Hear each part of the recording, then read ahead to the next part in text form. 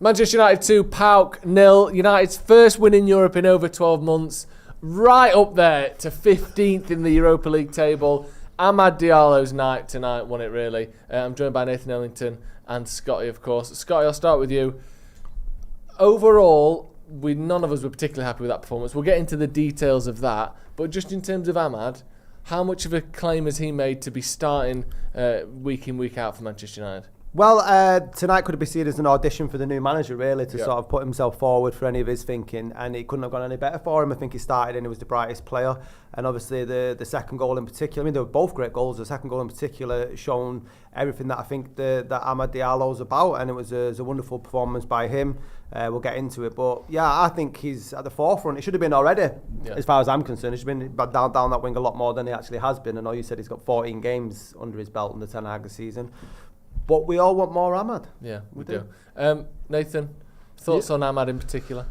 Yeah, I think he was definitely the brightest spark. That's why I like, everything I like to see about his game he was doing today. A little bit mixed at times, but majority of the time he's making the right decisions, making the right runs, putting in the intensity, looking like he really wants it. You just need a few more players to be like that as well. So then there's more. You know what I mean? Like, it's just not just from the right, but from the left and from the middle a little bit more. So then, like, the defence can't just focus on just stopping one player. And when we come up against better opposition, that's where the game, in terms of what you were saying about him staking the claim to play from now on, it's like he could play quietly the next game and then he'll just be out. I don't want to see that, because when he gets the ball, things happen. But sometimes when other players get the ball, things don't really happen too much because it's a bit more wasteful. And I think if there's a person who is going to be more consistent in his decision making, it's him. And he should be the first one of the wingers on the team sheet, I think. And I think the others should fight out on the other side. Yeah, it was an excellent performance from Ahmad. And obviously I wanted to start on the positives because he's had a great game. United have won, clean sheet, first win in, like I said, Europe for over 12 months. But the performance generally wasn't quite as exciting, was it, as Ahmad was? It was stodgy, quite slow. It felt like in the first half in particular, Nathan, that whilst you could see we had more quality, PAOK looked like they were more energised, more dynamic, you were saying, more kind of 1-2s and running off the ball. Why is it that pretty much every game United play, the opposition look more up for it than we do? Like, what is that? I'm not sure. Maybe it's direction. Now, that's what we're looking for, the manager to come in and give the players actual direction of what they need to be doing. And if they're not doing it at the intensity that he wants, he's going to be on their case. And if certain players can't do it, he might look to the youth to come in and do them kind of things. I saw a little bit of that from Harry Amas pre-season.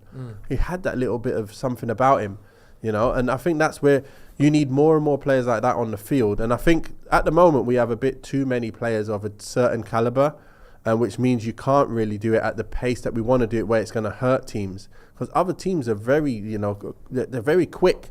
They're very agile. They're pacey. So we have to be more agile and pacey than the other teams. Otherwise, it's not going to work so well. And that's what's happened against Chelsea in previous games. Yeah, so certainly the case. And I agree with you completely. What I think was different between Ahmad and the rest of the players and what we've been lacking is the desire. Yeah. If you look, we were talking during the watch along, and it's that how are we going to score goals if the balls into the box aren't getting to Højlund? Ahmad's goal came because of his desire to press against the defender when he looked like he might nick the ball. He nicked the ball, didn't go down when he could have done, and then drove forward to score. Yeah. That's one player. Now, he's not a player that starts week in, week out. He's obviously hungry to stay in the team. Maybe the rest of the players are a little bit too comfortable in the position as they're in now, because I've not seen that amount of desire. You can say Garnacho gets up and down the wing, but his final product isn't there. Yeah. Rashford came on, didn't really do much. But you look at Bruno, had a really good game, I thought, as well, with his crosses for Ahmad's goal was great. But you just want to see more desire and drive. And when United have got that at home, it scares the opposition to do the same thing. Because at the moment, we allow them to have all the sort of emotion that they want to win. Whereas you go like, yeah, come on then. Yeah. Passive. It is very passive. And we were saying during the game, like, the amount of times where the opposition will get the ball, they'll play a pass, and immediately they're running in behind. Yeah. Knock and go every time. And all the top teams do it. It's not like, exclusive to smaller teams trying to get a giant kill in. Like, the best teams do that. It's knock, go, and we do it. And you mentioned Rashford, and I'm not for any, by any means singling him out as the only person who does this. But that kind of, he gets the ball, and too often he sort of passes it back, and he has this sort of long-legged, leaving my foot up in the air and dropping it back down and walking back toward the ball. It's not snap and turn. It's like every and that's, again, I'm using him as an example, but it's throughout the team. There aren't runs in behind for players to find. It's static and jogging, and I'll try and beat my man once I get there, rather than you can beat your man by being 5 yards away from him. We don't have to skin someone who's on you or turn him or push him away. Just run away from him and find some space. Like, I feel like too often that we don't make those runs in behind and just quick, sharp movements. Is that a desire thing? Is it a direction from the coaches thing? Or is it just a bit down on our luck and feeling sorry for ourselves thing? I think it's a mix of a few things. I think obviously it needs to come from the manager, like to make sure there's certain framework that you have to work within. And that's what you see a lot of the players do, having to do in training. They get it done in training and they're well drilled. And that's why you see certain managers come in and straight away you see a difference. Right. It's because they're saying, listen, when he gets that ball there, I want you going here. I want you getting beyond him here. And if it doesn't happen in training, he'll stop it and go, listen, what did I just tell you? You need to go beyond him here because it opens up this here. And that happens there. Now you've got loads of options. If you don't move there, the options don't open. And that's what you want this manager to come in and be able to actually articulate that in a way which will translate to the players, and they'll be able to understand even better. Maybe Ten Hag wanted that, but he didn't translate it to the players well enough. Maybe he didn't know how to do it. But also, there's also one side to it is the players also have to be able to make the pass. And a lot of the times, the players make the runs, make certain runs, and that pass can't get there. So there's two sides to it. Can you see it, and then can you play it as well? And I think there's too many times we see it and can't play it, or we don't see it even. We even don't see it. So we've got a lot to work on in terms of consistency of how we play. Number one, making sure them runs are done at a high pace, and it's the IQ as well. Certain players just have that IQ to go, right, his momentum's moving there. Wait for him to come in. Pop, move. I'm off. And that's not what we do enough. You don't see it around the field with many players, do you? It's not front foot passing. It's pretty much like back foot passing. And even when you're trying to race, you're racing and the guy's already running with you. Or he's already waiting for you to come into that area. That's not what you want. You want them running that way, and you're being able to kill him going that way, because look how much space you can create if both are going opposite ways. But if he's going that way and you're trying to beat him, no matter how fast you are, unless you're Adama Traore, you're not really going to create massive space between you. No.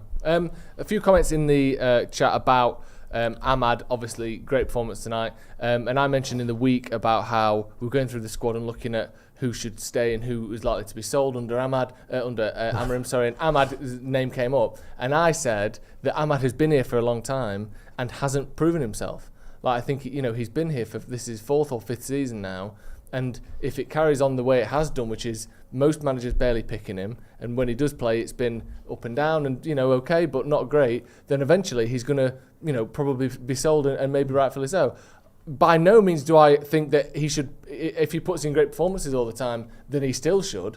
I'm happy, I'd love Ahmad to sort of play week in, week out and do really well. I don't think he's a bad player. I just think you look at, his career at United, and he's been here for a long time, considering how little he's done for us. But maybe some of that's because he's not getting picked. But, I'm more than happy to be proven wrong by him and by, anyone gloating in the chat. I get no more pleasure than United scoring goals and winning games. So, if Ahmad turns it around and proves me wrong, brilliant. You have to take that into the context. I'm not bothered by that one bit. Oh, you Joe, because he spent a year at Sunderland, didn't he? So you can't class that. You can class it a little bit, because if he was good enough, he wouldn't have been loaned out. Right, okay, but that was under the turmoil of Solskjaer, wasn't it? Yeah. Okay, and then Ten Hag didn't want him because he signed Anthony. So Anthony automatically, because it was a £80 million or whatever investment, he was never going to get in front of the golden boy of the new manager. So he's fighting against that. Potentially. Ten Hag apparently looks like he didn't like him. So he's not been getting the breaks. I think you were saying before that on the watch along that you can't judge Mason Mount because you've not seen enough of him. Yeah. When Ahmad Diallo scored that goal against Liverpool in the FA Cup, we all thought that he was going to get more of a break on that wing, and then that was going to be like the catalyst for him to go on. It didn't happen. He had a pre-season in America where he played particularly well. I thought that was going to give him leading to more starts. He had 2 starts at the beginning of the season. I think that players like Garnacho probably have a higher ceiling than Ahmad Diallo, but for consistency, someone that you can trust on the wing that won't give the ball away as much, Diallo's a better player than Garnacho, he just is. But I think Garnacho has a lot more potential to develop with. But I don't think he's done many. I've put much of a foot wrong when I've seen him play. No, it's not that. I don't think he's been bad. I personally think if you're being loaned out consistently, that's because the manager doesn't think you're ready to play first team football. Which I'm 100%. Not saying that you can't count him as bad, but he's also 22. He's not someone that is 17, 18. He's of an age where you would expect to be playing. If you're going to be good enough. And maybe that will happen this season, but I think it has to happen this season because he joined Man United in 2021. So he'll have been here for 4 or 5 years. This is 4th season at United now. Yeah. And at some point you've got to show it. And I hope he does. Mm-hmm. I think that if he's, if multiple managers in a row aren't picking him, then maybe, obviously, there are some things that lead into that. I just think that maybe he's not been quite there in training or whatever. But let's hope that he is. Like I said, I'm more than happy for Ahmad to be a fantastic player for United this season, and sort of overcome what has been a pretty difficult start for him. He's been here 3 seasons and not really had many chances. So fair enough to him, and he was excellent today. Other players worth mentioning: Bruno Fernandes. I thought first half in particular he was, right up there as one of our better players. Gets a lot of stick, but do you think he's sort of showing a little bit what he's about? He always does this, to be honest. He always does. Most of the time, he does this kind of display. But I think a lot of people just get on him just because of the little things that they don't like him and and sometimes it's not even football. It's just the way he looks. He's that. And they just, when someone says something about a player, it sticks. So even if you do it one time in a game, you see he's doing that again, he's lost the ball again, he's made a stupid pass. But how many good passes does he do? If you really just look at all the things he did today, pretty much most of it was very, very good. And it was part of what we needed to get the goals again. He's assisted again. So I don't mind him doing that in a game like today. I know the odd game he plays really bad, but who doesn't? Yeah, He is a top attacking midfielder. There's not many players better than him. So when people say we need to get rid of him and change him, great. Who is good enough to come in and be as good as him? I don't know. I don't know anyone. Certainly apart from players that are already at bigger teams. Yeah. They're not coming to Man United. So keep saying that we need to replace him. Well, find that player first before you go and say too much. And just, it's be careful what you wish for sometimes. This guy's done well, and I want him in my team. And when he's quiet, you can take him out and bring in a Xerxes or bring in Ericsson in the 10. Yeah, or Mount goes in the 10. You can do that. So for me, he's had a really good game. I'm happy with what he's done. And long may that continue throughout the rest of the season. If he plays like that every week, we'll be happy. We'll be fine. Great. Victor Lindelof, another one.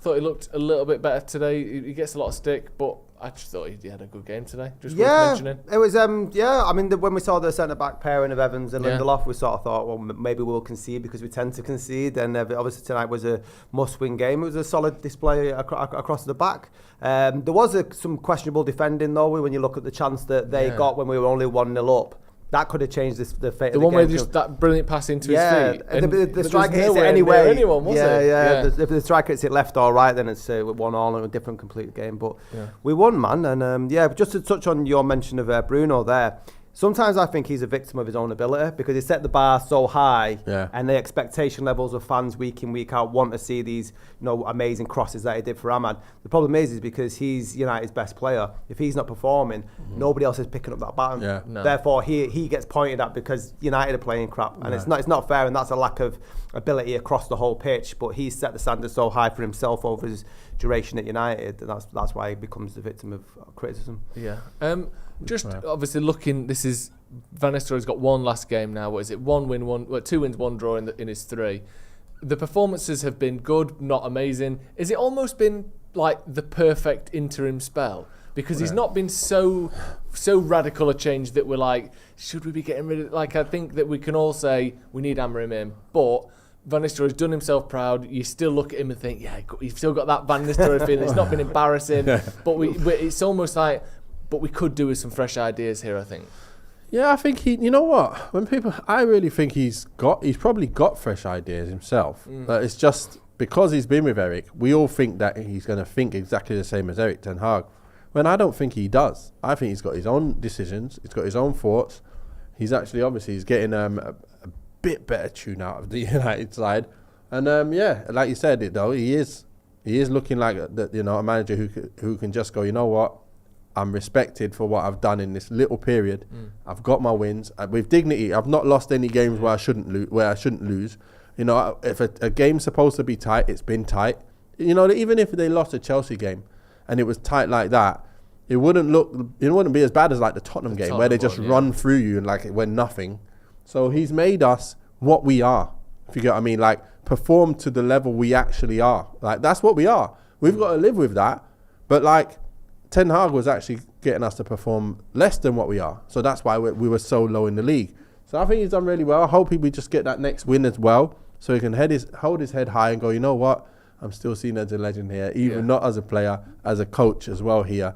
And hopefully he can continue because he's done okay. Like he knows the players as well. So Amorim might want to know a bit more, and who better to find out than from him than Nistelrooy. Yeah. Obviously, you've played Premier League football. You've played like tons of Football League football as well. If you were a player now, let's say you're, maybe not Rashford, but a top player in that United team, and you're looking at the situation as it's unfolding.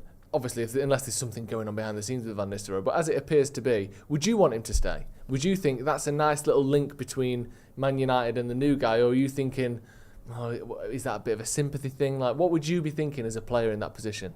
I think that he's a striker who scored plenty goals.